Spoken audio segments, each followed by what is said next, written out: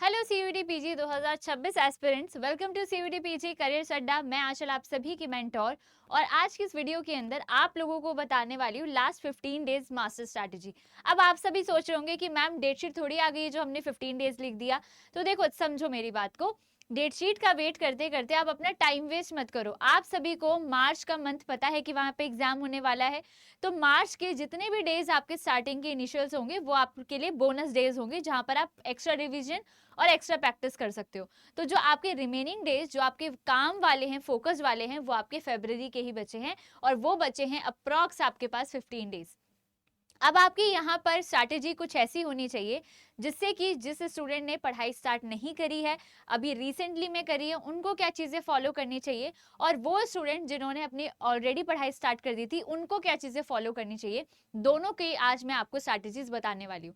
तो इस वीडियो को एंड तक देखिएगा, लेकिन उससे पहले अगर आपने चैनल को सब्सक्राइब नहीं किया है तो do subscribe the channel, because यहाँ पर आपको प्रॉपर इन्फॉर्मेशन मिलती रहेगी regarding CUET PG, your preparation या फिर नोटिफिकेशन, एवरीथिंग।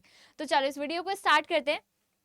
एंड सबसे पहले उन बच्चों की तरफ चलते हैं जिन्होंने अभी तक अपनी पढ़ाई बिल्कुल भी स्टार्ट नहीं करी थी। अभी उन्होंने रिसेंटली में पढ़ना स्टार्ट किया है एंड वो बहुत ज़्यादा जो है ऐसे हैं कि मैम बैकलॉग्स हो रहे हैं, पढ़ा नहीं जा रहा, क्या पढ़े क्या ना पढ़े। तो उन चीज़ों को मैं आप लोग को सबसे पहली बात और बहुत सिंपल क्लियर कर दूँ। कितना भी मैं ओवर मोटिवेशन आपको दे दूँ, कितना भी आप अपने अंदर ओवर कॉन्फिडेंस को जनरेट कर लो, सिंपल सी ये बात है, पूरे सिलेबस को अब आप इन 15 दिन के अंदर बिल्कुल भी कवर नहीं कर सकते हो। तो उस चीज़ को तो छोड़ दो कि हम पूरा सिलेबस कवर कर देंगे। तो ये एक रियलिटी चेक है जो आप लोगों को खुद को पता भी होगा, नहीं पता तो अब जान लो। तो आप सभी को क्या करना है, प्रीवियस ईयर क्वेश्चंस को उठाना है और आप सभी को अपने अपने सब्जेक्ट के हाई यील्डिंग टॉपिक पता है जिनसे आपको रिपीटेडली हर साल क्वेश्चन आते हैं और मोस्ट स्कोरिंग भी है।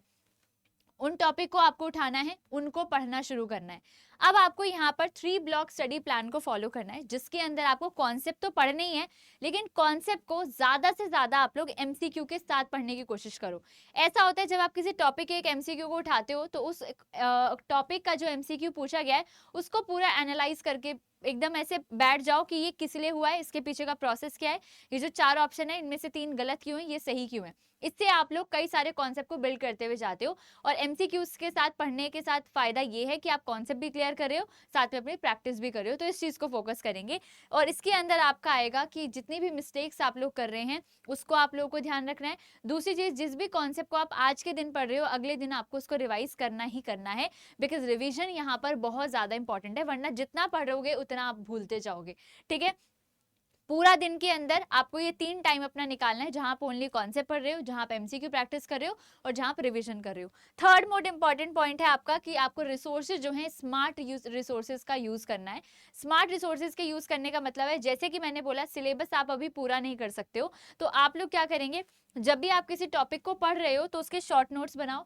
डायग्राम के थ्रू आप अगर उसे बना सकते हो तो डायग्राम के थ्रू बनाओ, फ्लो चार्ट्स बना सकते हो, आप साइकिल ड्रॉ कर सकते हो, आप फॉर्मूला अगर आपके सब्जेक्ट के अंदर आते हैं तो फॉर्मूला शीट बना सकते हो, टेबल बना सकते हो। तो ऐसे फॉर्म में करो जिसको आपको रिवाइज करने में इजी हो और इंपॉर्टेंट टॉपिक उस सबके अंदर जो है आ जाए। आप पूरा थ्योरी ना लिख के पॉइंट्स में लिखो कि आप जो है रिपीटेडली उसको वापस से जो है फटाफट से रिवीजन कर सको इन 30 मिनट्स, इन 15 मिनट्स, इस तरीके से आप टॉपिक को रिवाइज कर सको। ठीक है, तो अब चलते हैं हम उन स्टूडेंट्स के पास जिनकी पढ़ाई ऑलरेडी स्टार्ट हो चुकी थी, तो वो कई हद तक अपना सिलेबस पूरा कर चुके हैं। फॉर एग्जांपल 70-80% आप अपना सिलेबस कर चुके हो।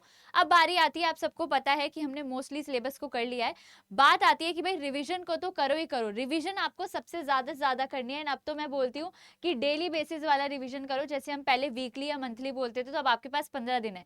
डेली बेसिस पे रिविजन करो, एक टाइम अपना पूरा दिन में निकाल लो कि आप उसमें रिविजन कर रहे हो, जो आपने कल पढ़ा है, परसों पढ़ा है, पूरा ओवरऑल आप रिविजन कर रहे हो। और साथ में जब आप ज्यादा से ज्यादा क्वेश्चन प्रैक्टिस करते हो ना, तो आपकी रिवीजन खुद ही हो जाती है, आपको अलग से बुक खोल के बैठने की रिवीजन की जरूरत नहीं है।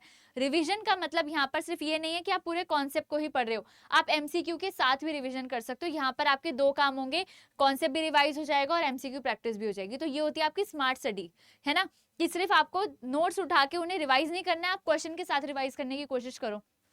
और ज़्यादा इम्पैक्टफुल आपको लगेगा, और ज़्यादा अच्छा लगेगा, एंड इवन नेगेटिव मार्किंग से भी आप बचोगे जब आप मोर क्वेश्चंस को आप प्रैक्टिस करोगे। सेकंड चीज़, आप लोगों को डेली बेसिस पे मॉक्स लगाने हैं, बिकॉज अब आपके पास 15 दिन बचे हैं। आप डेली बेसिस पे मॉक्स लगाओ, और उन मॉक्स के साथ आपको क्या करना है, अपने वीक एरियाज पर टारगेट करना है, क्योंकि जब आप मॉक्स लगाओगे तो एक तो आपको अपना स्कोर पता चल जाएगा कि कितना आ रहा है, आपको प्रीवियस ईयर की कट ऑफ पता है, वहां से एनालाइज करो क्या मैं वहां के आसपास भी पहुंच पा रहा हूँ या पा रही हूँ। और उसके बाद जहां मेरी गलती हो रही है वो वीक एरियाज को आपको टारगेट करना है, देखना है कि क्या जहां मेरी गलती हो रही है क्या वो एग्जाम पॉइंट ऑफ व्यू से बहुत इंपॉर्टेंट है। तो अगर वो बहुत ज्यादा इंपॉर्टेंट है तो उन वीक एरियाज को आप टारगेट करो, उन कॉन्सेप्ट को आप टारगेट करो, ताकि जो है आप और अच्छे से उन्हें जो है रिवाइज कर सको, क्योंकि आप उन टॉपिक उन यूनिट को नहीं छोड़ सकते हो जिनका वेटेज बहुत ज्यादा हाई है, जहां से आपके क्वेश्चन आपके मार्क्स बढ़ने के बहुत ज्यादा चांसेस हैं। रिवीजन को स्मार्टली करो कि आप लोग क्या करोगे कि ज्यादा से ज्यादा क्वेश्चन प्रैक्टिस के साथ यहाँ पर जो है अपनी प्रिपरेशन को करोगे, तो रिवीजन भी हो जाएगी और क्वेश्चन प्रैक्टिस भी हो जाएगी। अब रिसोर्सेज के लिए मैं अगर आप लोगों को बताऊं तो जैसे कि हम लोगों ने अभी महा प्रैक्टिस बैच को लॉन्च किया है, उसके अंदर आप लोगों के पास क्रैश कोर्स का एक्सेस तो है ही, इसके अलावा आपके पास 10 प्रैक्टिस सेशंस हैं जहां पर हम आपको लाइव क्लासेस के अंदर जो ऐप में हमारी होती है उसमें 10 प्रैक्टिस सेट को एक एक घंटा आपको सॉल्व कराएंगे।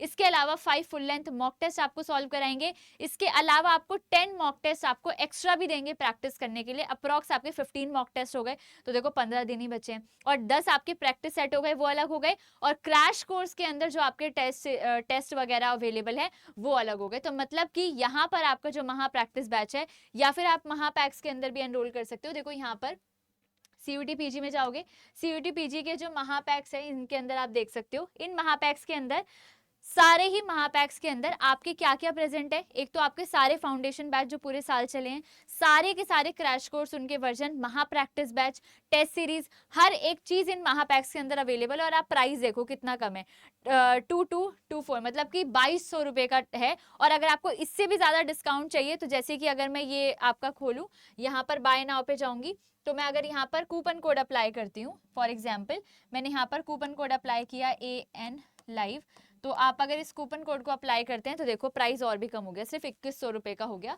तो यहाँ पर आप क्या करेंगे, इस कूपन कोड का याद से अप्लाई करेंगे ताकि अगर आपको एक्स्ट्रा डिस्काउंट चाहिए।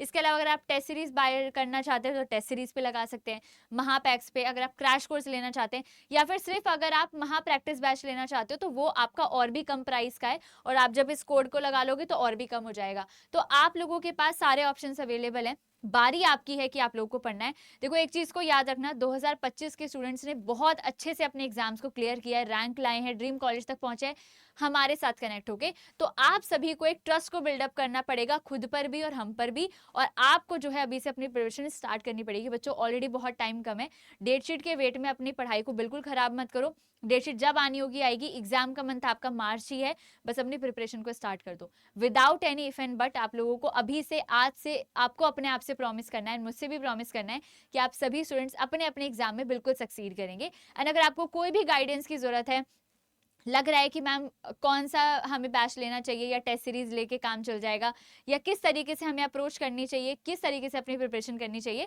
तो ये मेरी मेल आईडी है, ये मेरी पर्सनल मेल आईडी है। आप डायरेक्टली अगर मुझसे कनेक्ट करना चाहते हो, किसी और काउंसलर या किसी से नहीं, डायरेक्टली मुझसे कनेक्ट करना चाहते हैं, तो आप इस मेल आईडी पे अपना नेम लिखेंगे, कॉन्टैक्ट नंबर लिखेंगे और अपना सब्जेक्ट लिखेंगे, एंड अपनी क्वेरी के साथ मुझे भेज दीजिएगा। आपके कॉन्टैक्ट नंबर पर मैं कॉन्टैक्ट करके आपकी सारी क्वेरीज को सॉल्व कर दूंगी।